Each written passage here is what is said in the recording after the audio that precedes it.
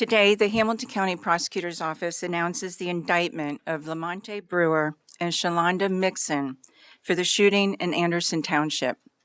Lamonte Brewer was indicted for 1 count of felonious assault, 1 count of tampering with evidence, and 2 counts of having weapons while under disability. If convicted, Brewer faces a maximum possible sentence of 20 years in prison.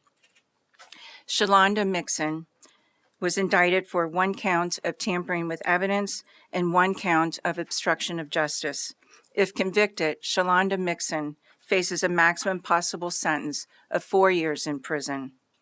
This incident occurred on March 6, 2023, approximately 8:30 in the evening. Hamilton County Sheriff deputies were dispatched to the home of Joe Mixon in Anderson Township relating to possible shots fired.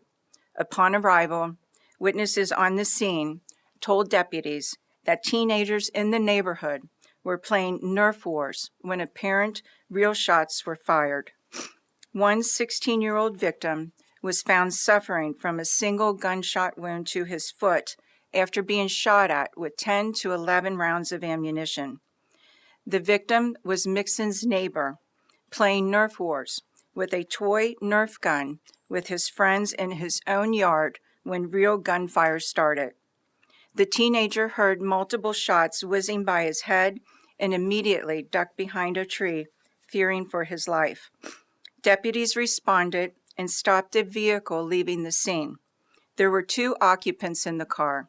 Shalonda Mixon, the sister of Joe Mixon, was driving the car, and her boyfriend, Lamonte Brewer, was in the passenger seat.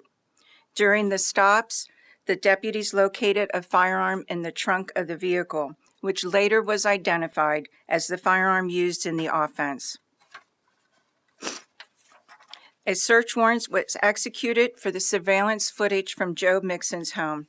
The surveillance video showed Brewer and Joe Mixon in Mixon's backyard and Brewer firing multiple shots at the teenager.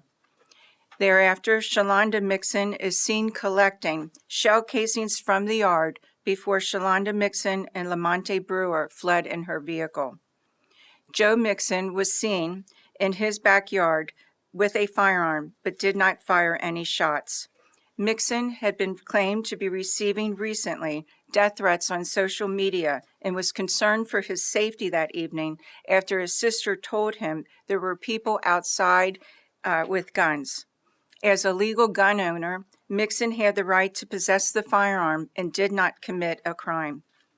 I want to thank the Hamilton County Sheriff's Department for their thorough investigation. It's unbelievable that something like this could happen. It's hard to fathom how anyone could aim a gun at a child, let alone fire 10 to 11 rounds at him. It's a miracle he was not killed. Someone as dangerous as this should spend many years behind bars as the law will allow.